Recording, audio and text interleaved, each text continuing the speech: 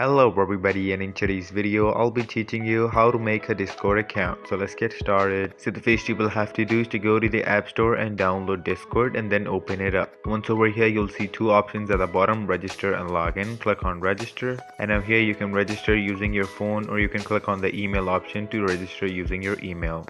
Once you enter the information, click on next. Now it's gonna ask you for your display name. Just write it over here and then click on next. Now over here you'll need to choose your username and password. The username needs to be unique, so make sure to choose the one which no one has used before, and also make sure to create a strong password and then click on next. And then over here enter your date of birth and click on create an account. And now here you can find your friends, or just go to skip. Now over here you can also choose a profile picture, or you can just skip it on the top right hand side. And over here at the top you'll see an option for add friends. Once you click on it, you'll be able to add your friends using their username. You can also create a server by clicking on the plus icon on the left hand side. And there you go. If you guys found this video helpful, make sure to leave a like and subscribe to our channel. I'll see you all in the next one. Goodbye.